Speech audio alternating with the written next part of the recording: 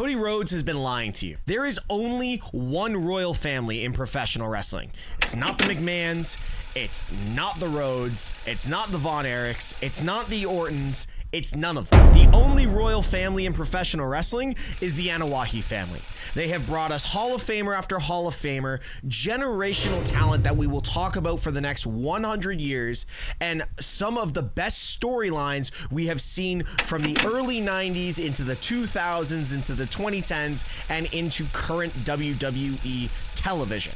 Now, my question to you guys is, who is the top 5 greatest Samoans to come from the Anoa'i family? Now, first off, I might be butchering how to say their name, but it is what it is. You guys know what I'm talking about. Secondly, I am going to give honorable mention to Dwayne "The Rock" Johnson. Reason being, The Rock has done more for professional wrestling outside of wrestling than he really has done inside the ring.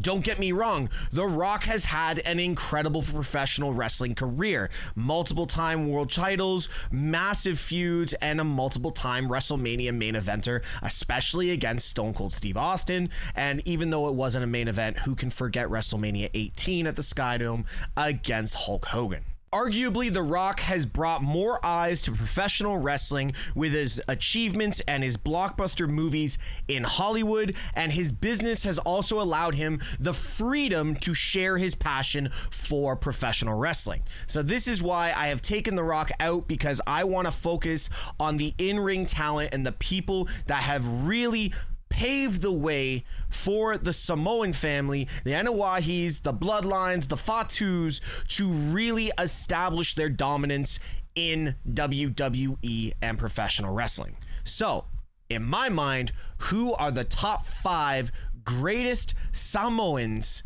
in wrestling history? At number 5, we are going to start with Yokozuna, a multiple-time WWF champion, a one-time tag team champion with Owen Hart, a Royal Rumble winner, and obviously a WWE Hall of Famer. My thing with Yokozuna is he took a character completely out of left field that was nothing to do with his heritage and made it work with the helps of Mr. Fuji. He was a great in-ring competitor and was able to develop a persona and an aura around himself to really make everyone tune into what he was doing inside the ring and when he was given the ability on the mic. The other thing with Yokozuna is he had the respect in the locker room, and being part of BSK, if you get the respect from The Undertaker, you're going to be respected from everyone on the roster and everyone that was in production.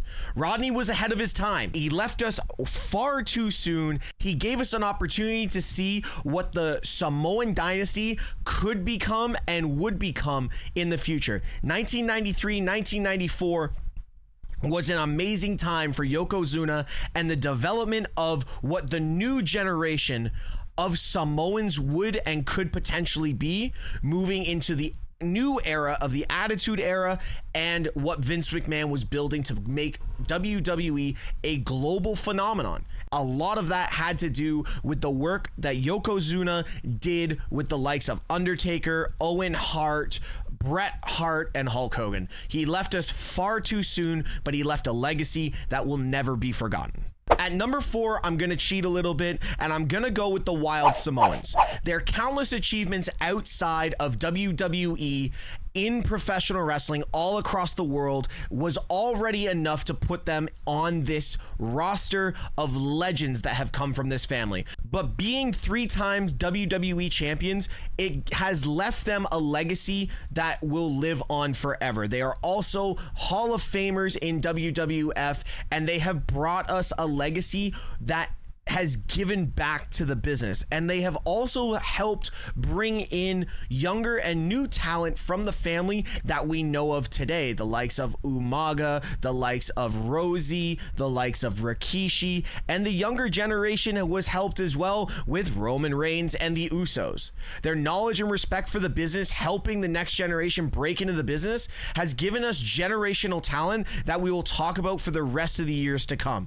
All I need to say is, without the Wild Samoans, we don't have the legacy and the dynasty that we are building with the Anoa'i family right now. At number 3, I have the late great Umaga, a wrestler and character ahead of his time. The original enforcer of the bloodline, and this Samoan bulldozer had everything 15, maybe 18 years too early. The fact that this man was only a 2-time Intercontinental Champion is criminal. I truly believe that Umaga would have flourished in this current generation of WWE. He had the skill, he had the character, and he had the ability to be a superstar. This man showed it as a WrestleMania main eventer at WrestleMania 23 with Donald Trump, Vince McMahon, and Bobby Lashley in the hair versus hair match. WWE trusted him to be a main event star, and he ran with it. Remember, if it wasn't for Umaga, we might not have even had the Usos in WWE. Another one that is gone far too soon, but he has left a legacy and a few people in the business that are up and coming that could take his spot very easily in this ranking in the next couple of years. At number 2, I'm cheating again, and I'm taking a tag team, the Usos. Speaking of the Usos, arguably the greatest tag team of all time.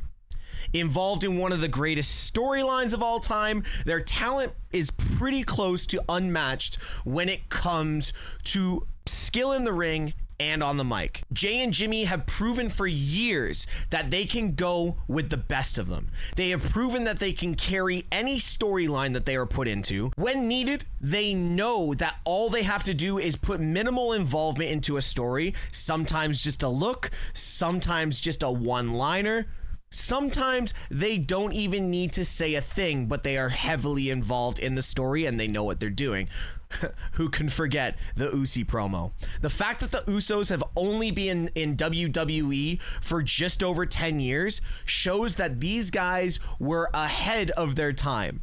They had so much going on for them when they were younger, in their up and coming days, with their rivalry with the New Day and the horrible face paint and doing the haka in front of 17,000 people and nobody really knowing what they were doing. But these guys have come into their own, and sooner or later they are going to get their individual gold themselves.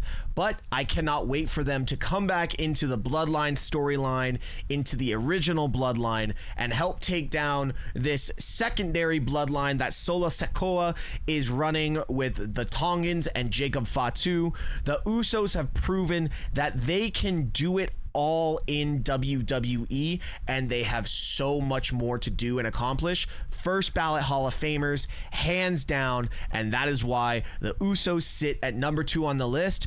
Arguably, they could be number 1 if it wasn't for only one man. At number 1, ladies and gentlemen, Roman Reigns.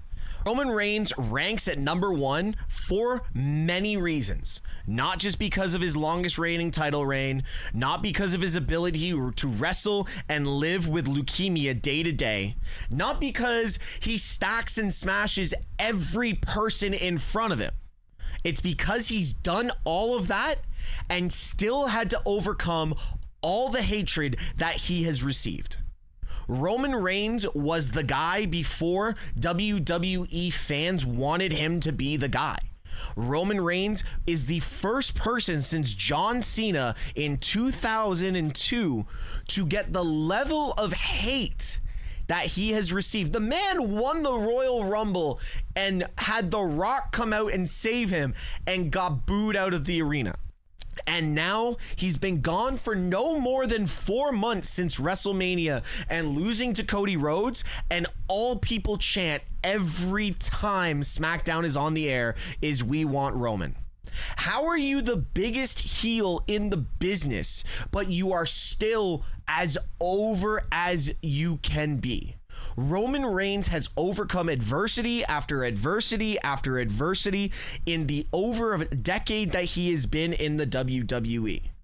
The greatest part about this is Roman Reigns is not going anywhere anytime soon, and he already has the accolades and the resume to be a first ballot Hall of Famer, and arguably you could have the conversation he could potentially be on the Mount Rushmore when he finally retires of professional wrestling. The Samoan dynasty is going to live on forever, and our tribal chief, the real tribal chief, is leading the way by example and helping his family grow step by step, bringing in new characters and helping them achieve their future goals. The title of the tribal chief at this point isn't just a moniker that he gets from the WWE universe, it's what he lives his life by.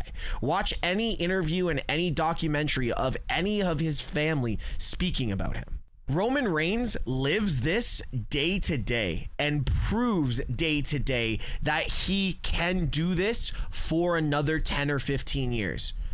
I love to say that the Samoan dynasty is going to live forever, and we have newcomers like the Tongans. Even though they're not Samoan, they are still proving why the Polynesian people are the best in the business. Jacob Fatu is arguably one of the most over wrestlers on SmackDown right now, and we still have others coming from the independent scene over the next 2 years that are going to take the WWE by storm. Guys, let me know in the comments who you think your top 5 greatest Samoans in WWE history are.